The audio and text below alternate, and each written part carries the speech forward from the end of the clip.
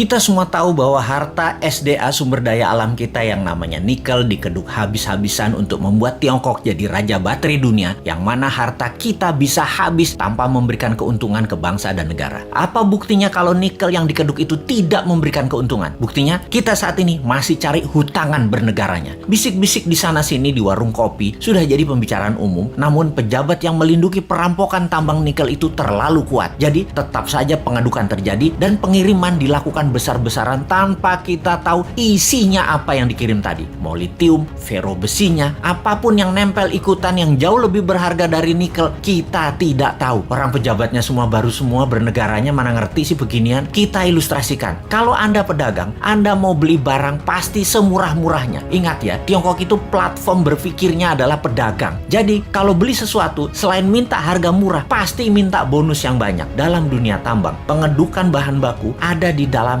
masih all in. Semuanya masih ada. Mulai dari barang berharga, katakanlah nikel, ada juga impuritiesnya atau barang yang tidak pure atau barang yang tidak murni atau barang yang tidak diperlukan seperti tanah dan lain sebagainya masih tercampur. Lalu dibersihkan, macam-macam cara pembersihannya. Ada di leaching, diproses, tujuannya untuk membuang barang yang tidak dibutuhkan. Katakanlah 75% terbuang, tinggallah 25%. Kalau dibawa 100% ke Tiongkok, yang 75% tadi adalah taiknya tambang yang nggak diperlukan. Taiknya mah tinggal di Indonesia aja. Makanya sekali lagi, taiknya dibuang di Indonesia aja. Kalau tadi dari 1 ton produksi tambang nikel ada 2% kandungannya. Setelah diproses tinggal 25%, nikelnya tetap 2%, tapi bukan dari 1 ton, dari 250 kilo. Nah, dalam 250 kilo ini ada fero juga, ada litium juga, ada macam-macam yang dibayar yang paling murah. Yang dibayar apanya? Nikelnya doang. Feronikel, nikel laterit, dan banyak lagi unsur logam dan mineral yang sudah disarikan tidak dibayar oleh Tiongkok. Kita asli bernegara nih bodoh memang. Dan penjajah perampok itu dikasih karpet merah lagi, dilindungi, dan tidak ada yang sadar. Kalau ada yang sadar, maka segerombolan buzzer pecinta cuan anti NKRI mulai memecah belah bangsa dan mencari sisi positif yang kecil dibesar-besarkan dari sisi bosnya, tapi mencari sisi buruk, pengkritisi tanpa solusi, dan diputer-puter beritanya agar rakyat tahu pengkritisi itu dosa. Apa yang terjadi kalau hal ini didiamkan dalam jangka pendek? Bukan dalam jangka panjang ya, pendek ya. Negara kita akan miskin, pejabatnya makin kaya, rakyat nambah lapar. Kita hanya mengingatkan arahnya nantinya. Sebagai contoh sejarah kebodohan penguasa atas kelolaan sumber daya alam, kita mau kasih ilustrasi. Ada 3 negara yang akan kita pakai jadi contoh kali ini, yaitu Nauru, Venezuela, Zimbabwe. Fosfat, oil business, berliannya Zimbabwe. Nauru di tahun 1980-an, negara dengan 7.000 populasi adalah negara yang sangat kaya, bahkan negara terkaya di dunia. Nauru adalah salah satu negara di selatan Pasifik. Nauru menghasilkan fosfat, bahan baku untuk pupuk. Saking kayanya, semua warganya digratiskan untuk melakukan apapun, sampai keluar negeri dibayarin pemerintah, diongkosi. Dan ada joke di sana, dolar itu hanya toilet papers. Dan ini bukan kiasan, dipakai beneran untuk ngelap pantat beneran. Lalu hasil alamnya ternyata habis 20 tahun kemudian. Dan Nauru saat ini menjadi sangat miskin ya.